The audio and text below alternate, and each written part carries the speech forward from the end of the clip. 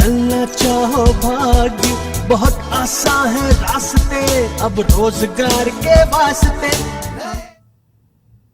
पिछले दिनों हमने देखा कि पिछले 6 महीने से भारत की अर्थव्यवस्था को काफ़ी नुकसान हुआ है और कोरोना की वजह से पूरी दुनिया में जिस तरह से लॉकडाउन था और सबसे बड़ा लॉकडाउन जिस तरह हिंदुस्तान ने लागू किया था और उसका पालन किया था, उसमें लगभग सब कुछ रुक गया था और सब लोग अपने घरों में बंद हो गए थे और घरों के ही संसाधनों से वो अपना काम चलाते थे। धीरे धीरे लॉकडाउन खुला और इस 5 महीने की जो देश की बंदी का असर अर्थव्यवस्था पर हुआ, उससे ये माना जा रहा था कि ये एक ऐसा नुकसान है, इस तरह की कभी भी आर्थिक मंदी का सामना भारत सरकार ने या भारत के इतिहास में कभी नहीं किया गया है। और ये दुखद स्वप्न जो बार बार लोगों के मन में आ रहा था, नीतिकारों के मन में, अर्थशास्त्रियों के मन में और प्रशासनिक अधिकारी राजनेताओं के मन में, वो अब बात बहुत अच्छे तरह से साकार हो रही है। और अब ये स्पष्ट हो गया है कि पिछली तिमाही में जो भारत की अर्थव्यवस्था है उसको 24% का नुकसान हुआ है। मतलब इसी अवधि में पिछली साल जो ग्रोथ हुई थी और इस साल जो ग्रोथ हुई है, वृद्धि हुई है, उसमें लगभग 24% की कमी देखी गई। इसमें जो सर्विस सेक्टर है उसको बहुत बड़ा नुकसान हुआ। आपका जो मैन्युफैक्चरिंग सेक्टर है, जो इलेक्ट्रॉनिक्स है,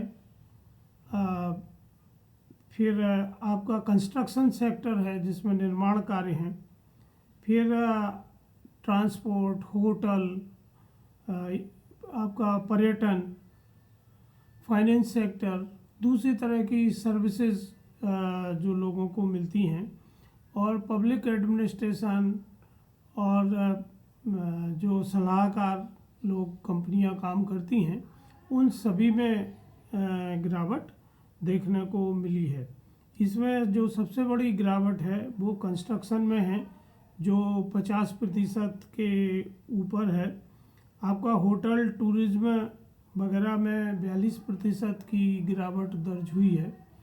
और एक मोटा मोटी अनुमान है कि 15 से 20 करोड़ लोगों की नौकरी चली गई है और वो घरों पे बैठे हुए हैं। अभी भी बहुत सारी कंपनियां उनको काम पे नहीं ले रही हैं और जो कंपनियां काम पे ले रही हैं वो घर से ही काम करने की बात कर रही हैं। बहुत सारी चीज़ें ऐसी हैं जो आप घर से कर सकते हैं, पर बहुत सारे काम ऐसे होते हैं जिनको आपको कारखानों में जाके या ऑफिस में जाके ही किया जाना संभव होता है।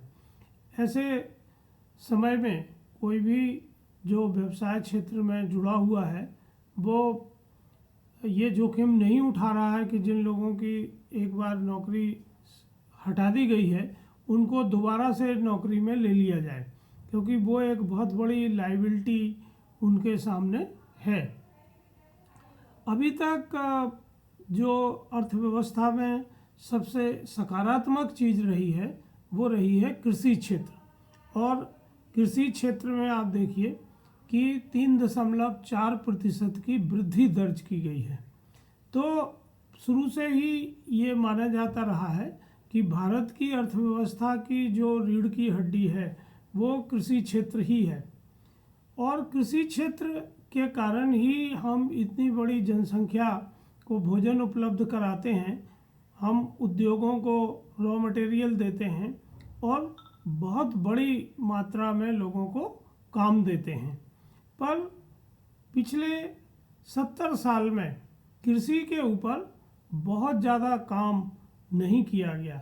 खासतौर से जो प्रोफेशनल्स हमने तैयार किए वो हमने कभी भी कृषि को लेके तैयार नहीं किए, और इसका नतीजा ये हुआ कि जिनको किसी दूसरे सेक्टर में काम नहीं मिलता है वो फिर कृषि के क्षेत्र में आके काम करते हैं। केवल शिक्षा के नाम पे, कृषि की शिक्षा के नाम पे हम 12वीं तक या तो कृषि सब्जेक्ट को पढ़ाते हैं, या कृषि महाविद्यालय और कृषि विश्वविद्यालय हैं जहाँ बीएससी, एजी, एमएससी या रिसर्च का काम होता है। ये जो कृषि महाविद्यालय और कृषि विश्वविद्यालय हैं, यहाँ हमेशा से कृषि उत्पादन, सीड, फर्टिलाइज़र, पेस्टिसाइड पर रिसर्च होता है, पर यहाँ कभी भी फाइनेंस, मार्केटिंग, एचआर, ब्रांडिंग, इस सब पे कोई काम नहीं होता है, ना इनको कभी सिखाया जाता है। जो हमारे मैनेजमेंट के कॉलेज हैं उनमें जो केस स्टडीज़ पढ़ाई जाती हैं, मुझे आज तक किसी भी मैनेजमेंट कॉलेज में कोई कृषि पे आधारित केस स्टडी देखने को नहीं मिली। अगर कुछ उदाहरण हम छोड़ दें, जिसमें आईटीसी का ई चौपाल एक उदाहरण है जिसको वाइडली रिकॉग्नाइज किया गया और पढ़ाना शुरू किया गया, पर इसके अलावा कोई ऐसा केस स्टडी नहीं तैयार की गई और बच्चों को कभी कृषि क्षेत्र की ओर, कमोडिटी बाज़ार की ओर, फाइनेंस में, कृषि फाइनेंस में पढ़ने के लिए कोई कोर्स शुरू नहीं हुए।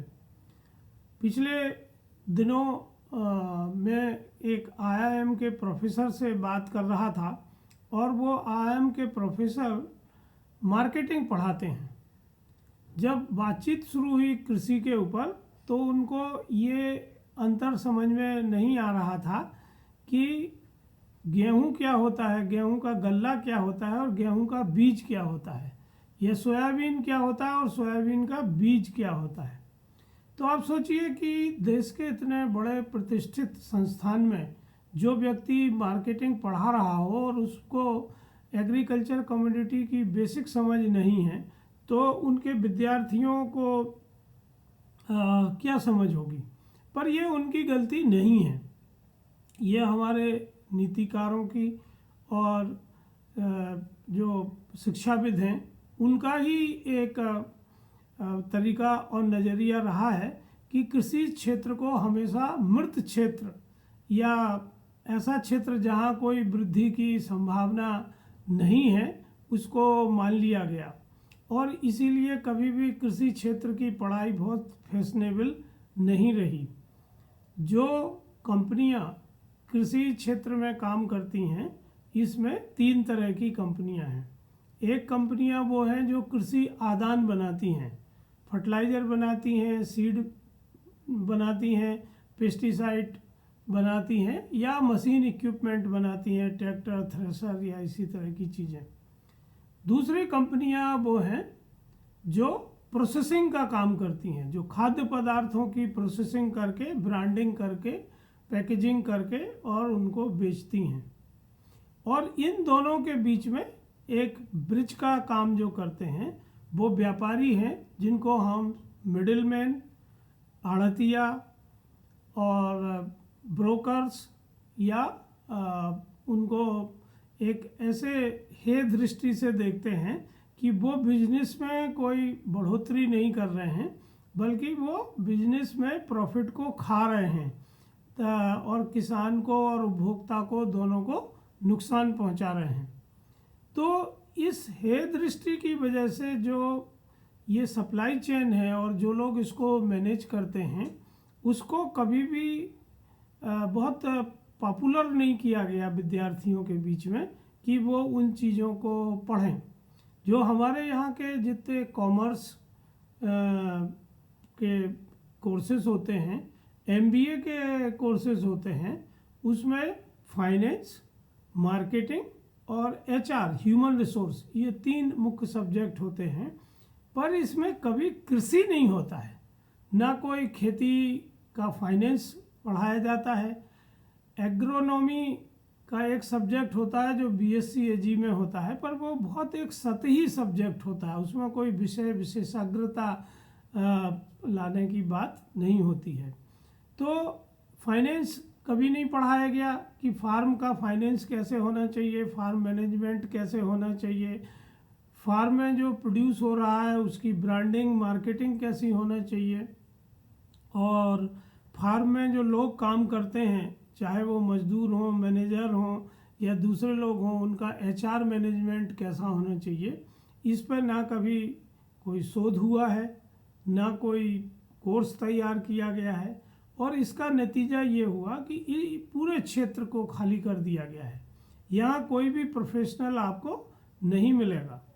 आप बहुत सारी कंपनियां हैं जो कमोडिटी के ऊपर वर्ल्ड ट्रेड में हिस्सा लेती हैं, जब वो अपनी भर्ती करने आती हैं तब उनको लोग नहीं मिलते हैं, क्योंकि कमोडिटी में जो लोग समझ रखते हैं वो ज़्यादातर नॉन एग्रीकल्चर कमोडिटी पे काम करते हैं। वो क्रूड ऑयल की बहुत अच्छी समझ रखेंगे, बुलियंस की मतलब सोना चांदी की बहुत अच्छी समझ रखेंगे, पर जैसे ही वो गल्ले के बारे में बात आती है तो उनकी समझ वहाँ काम नहीं करती है, चाहे वो दालें हों, चाहे वो खाद्य तेल हो।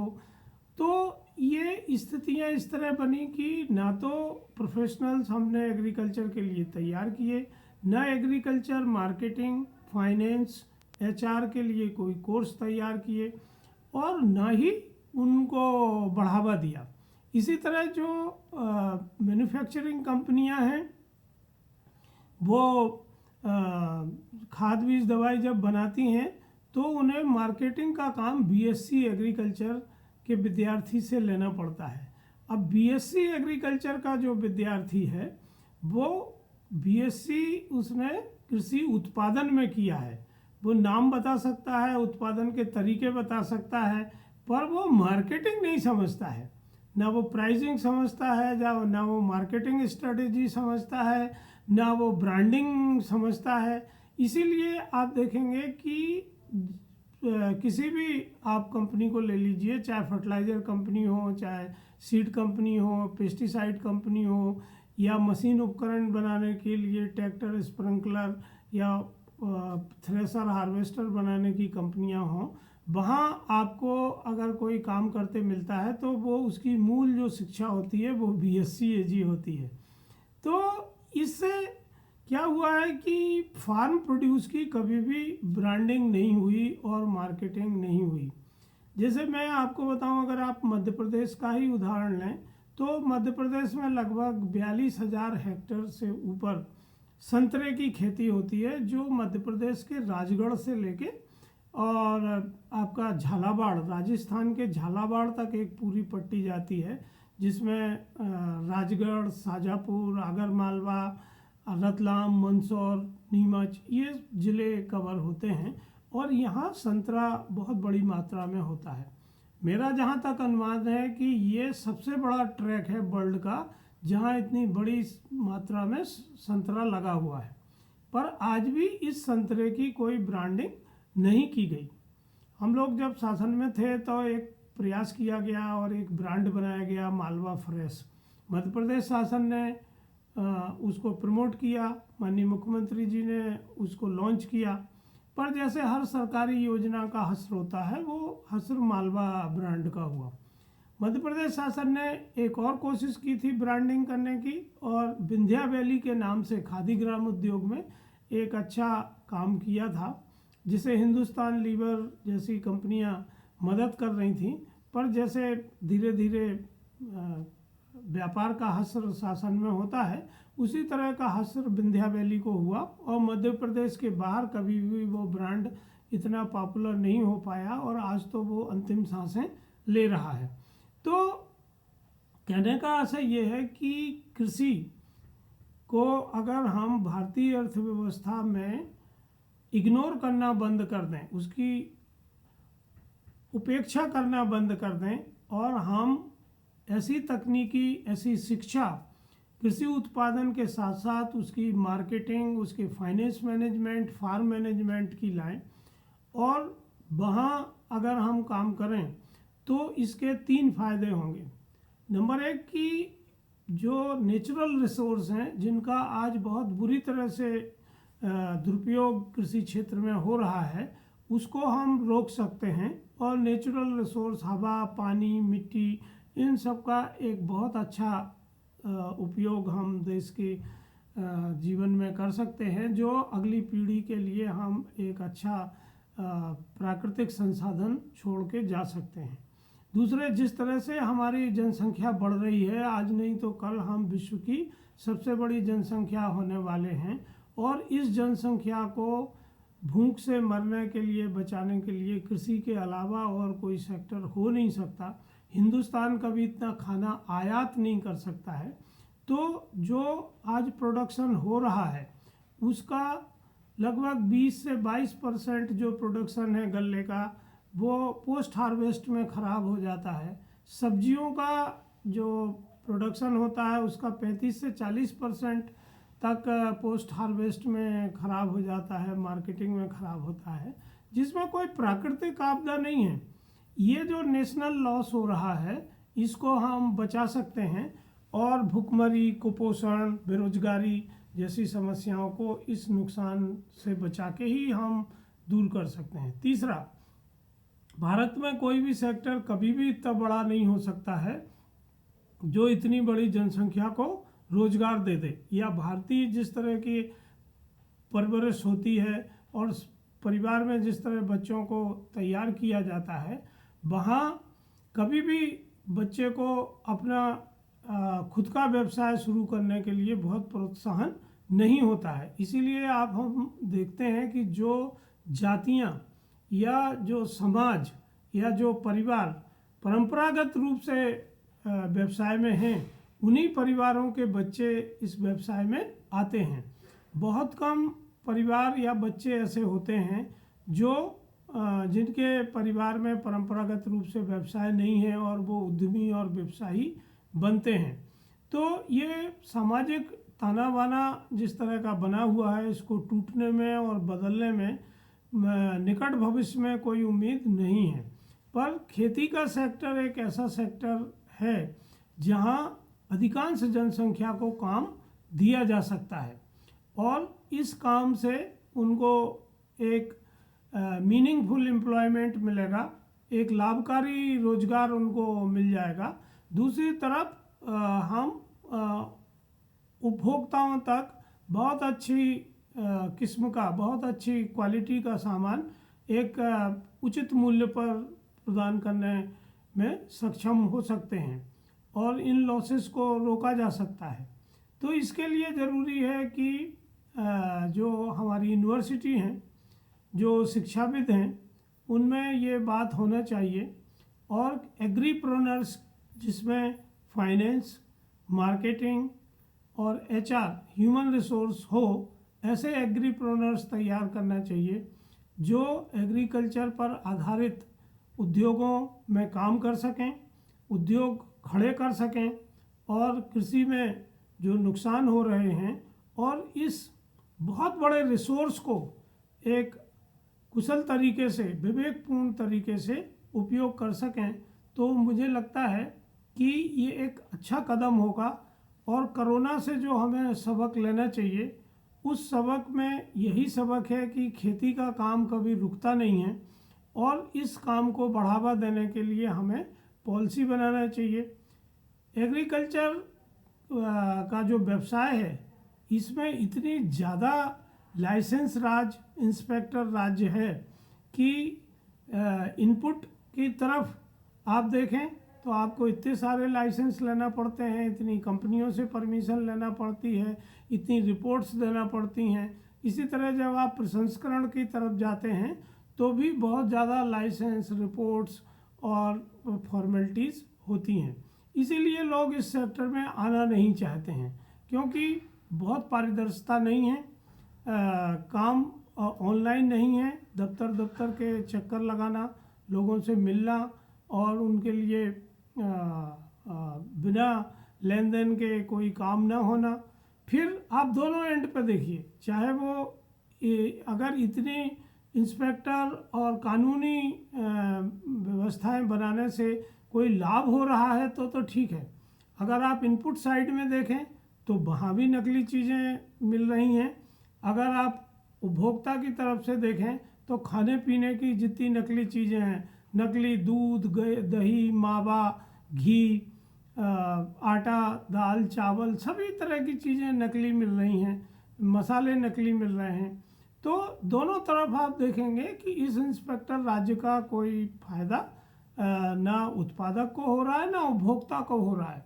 तो नीति में ऐसे परिवर्तन लाने की ज़रूरत है और खुलापन लाने की ज़रूरत है, जहां आसानी से लोग अपना काम कर सकें, प्रतियोगिता बढ़े, ज़्यादा से ज़्यादा लोग इस सेक्टर में आएँ, ज़्यादा से ज़्यादा लोग अलग अलग तरीके से काम करें, नई नई तकनीकी विकसित हो और उसका लाभ उपभोक्ताओं को मिले। नहीं तो अभी कुछ ही कंपनियों की ये मालकियत हो गई है, कुछ ही कंपनियां हैं जिनने एग्री इनपुट पे अपना कब्जा कर रखा है और कुछ ही कंपनियां हैं जिनने अपने प्रोसेस आइटम्स पर कब्जा कर रखा है। इसीलिए ये हमेशा मांग होती है कि 5-6 रुपये 3 रुपये किलो जब किसान का आलू बिकता है और वही आलू की चिप्स 40-50 रुपये 60 रुपये में 100 ग्राम मिलती है, तो ये अंतर कहाँ आ जाता है? ये अंतर इसलिए आ रहा है कि हमने कुछ कंपनियों को मोनोपोली दे दी है और जो कृषि अर्थव्यवस्था है उसको हमने कभी विकसित करने की कोशिश नहीं की। आज अगर हम देखें हमारे यहाँ जो फर्टिलाइज़र यूज़ हो रहे हैं, इनकी रिसर्च कहाँ हुई? हिंदुस्तान में हुई या ये तकनीकी आज भी हम बाहर से लेके आए हैं? जो पेस्टिसाइड, हर्बिसाइड, आपके फंगिसाइड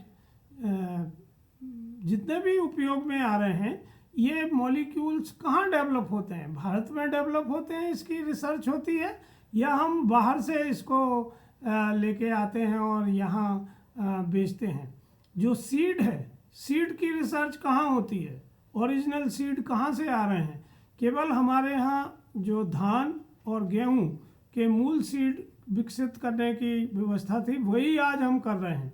सब्जियों में आप देखिए कि करीब 60% से ऊपर जो बीज है वो बाहर से आता है, वो हमारे देश में पैदा नहीं हो रहा और बहुत महंगे महंगे बीज हैं।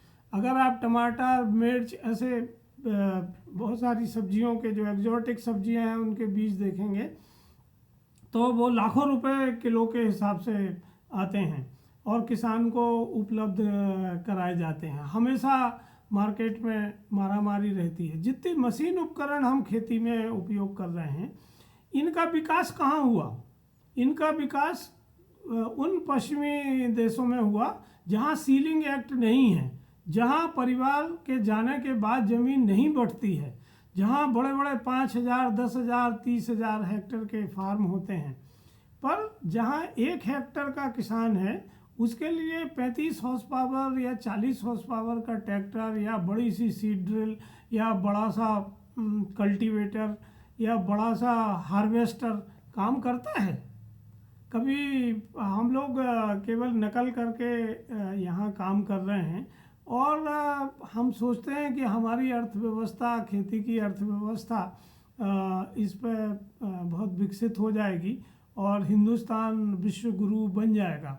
तो मेरा ऐसा मानना है कि जो मूल विषय हैं खेती के, उनको अब एड्रेस करने का समय आ गया है और नीतिकारों को और शिक्षाविदों को और उद्योगपतियों को ये देखना होगा कि वो अपने आमदनी का कुछ हिस्सा इस कार्य में लगाएं। आज भी जब हम ये कहते हैं कि कंपनियों को 2% CSR में अपनी प्रॉफिट का लगाना पड़ेगा, तो हम क्या करते हैं? हम और अस्पताल में डोनेट करते हैं, या हम और कुएं खोदते हैं, या हम सिलाई कढ़ाई की ट्रेनिंग देते हैं। हम कभी एग्रीकल्चर की रिसर्च में वो पैसा नहीं लगाते हैं। हम कभी एग्रीकल्चर की शिक्षा को गुण मूल्य वृद्धि बढ़ाने के लिए वो पैसा नहीं लगाते हैं। हम नए कोर्सेज डेवलप करने के लिए वो पैसा नहीं लगाते हैं, जबकि वो पैसा हमने उसी उद्योग से कमाया हुआ है, उसी सेक्टर से कमाया हुआ है। तो उस सेक्टर में हम क्या वापस कर रहे हैं? अगर आप देखें कि आज बैंकों का प्राथमिक क्षेत्र में लैंडिंग का एक टारगेट होता है और उन्हें खेती में पैसा देना पड़ता है, पर ये किन को पैसा मिल रहा है? जो गोडाउन बना रहे हैं, जो ट्रैक्टर या बड़ी मशीनें खरीद रहे हैं, या ये छोटे किसानों को पैसा जा रहा है? अगर आप शहर की जो पेरीफेरी है उस इलाके के गांव को हटा दें, या शहर में जो सो कॉल्ड किसान रहते हैं उनको हटा दें, और फिर आप CD रेशियो देखें कि गांव में कितना पैसा बैंकों में डिपॉजिट हुआ और कितना पैसा बैंकों ने गांव में कर्जा दिया, तो ये आपको स्पष्ट रूप से होगा कि ये रेशियो नकारात्मक है।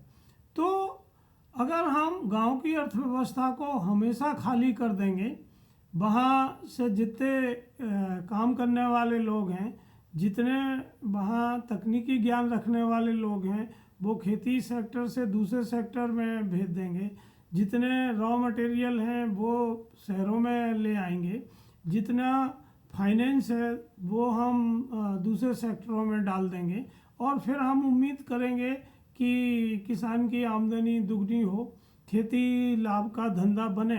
तो ये केवल नारे से तो नहीं होगा, इसके लिए तो कुछ ठोस कदम हमें उठाना पड़ेंगे, और ये ठोस कदम FPO बनाने से नहीं होगा कि आप किसान संगठन बना दें। ये ठोस कदम होंगे जब हम इसमें शिक्षा देना शुरू करेंगे, लोगों को कृषि को की तरफ आकर्षित करेंगे, ताकि ब्राइटेस्ट माइंड इस तरफ आए और वो अपनी ज्ञान का उपयोग इस सेक्टर में करें। और ये तभी होगा जब ये ल्यूक्रेटिव होगा, जब उनके लिए ये लाभ होगा। कोई व्यक्ति आज अच्छा पढ़ लिख के खेती में नहीं आ रहा है, वो किसी और सेक्टर में जा रहा है, तो इनको खेती की तरफ आकर्षित करने के लिए हमें काम करना पड़ेगा। हमें ऐसे शिक्षण संस्थान बनाना पड़ेंगे जो भारतीय कृषि पर आधारित हों। हमें ऐसी रिसर्च को विकसित करना पड़ेगा जो भारतीय कृषि को बढ़ावा दे। केवल कभी हम कहते हैं कि बहुत केमिकल का उपयोग करिए, फर्टिलाइज़र डालिए, नए नए GM सीड लगाइए, कभी हम शुरू कर देते हैं कि ऑर्गेनिक खेती करिए, गाय का गोबर डालिए, गोमूत्र बनाइए और मट्ठा डाल दीजिए और नीम का पानी का छिड़काव करिए। तो किसान बहुत कंफ्यूज्ड है, उपभोक्ता भी को बहुत कंफ्यूज्ड है कि करना क्या है, और इसमें कोई नीति नहीं है। एक तरफ हम केमिकल को बढ़ावा दे रहे हैं, दूसरी तरफ हम बायो को बढ़ावा दे रहे हैं। तो एक स्पष्ट नीति होना चाहिए ताकि लोग एक दिशा में चल सकें, और उस तरह के लोग प्रोफेशनल्स हमें तैयार करना चाहिए। मुझे उम्मीद है कि इस पर हमारे देश में एक बहस होना चाहिए, और जो अर्थव्यवस्था का मूल आधार है उस आधार को कैसे और मजबूत बनाया जाए, उस सेक्टर में किस तरह से प्रोफेशनलिज्म लाया जाए, और उस सेक्टर को कैसे पॉपुलर किया जाए, उस सेक्टर को कैसे फैशनेबल बना दिया जाए कि लोग अपने आप उस सेक्टर में आएँ, ना कि मजबूरी बस उस सेक्टर में आए। तो मुझे उम्मीद है कि इस बात पे हमारे देश में बहस होगी, और अभी जो कोरोना के बावजूद भी कृषि ने विकास किया है, इस वृद्धि दर को हम और आगे ले जाएंगे। नमस्कार।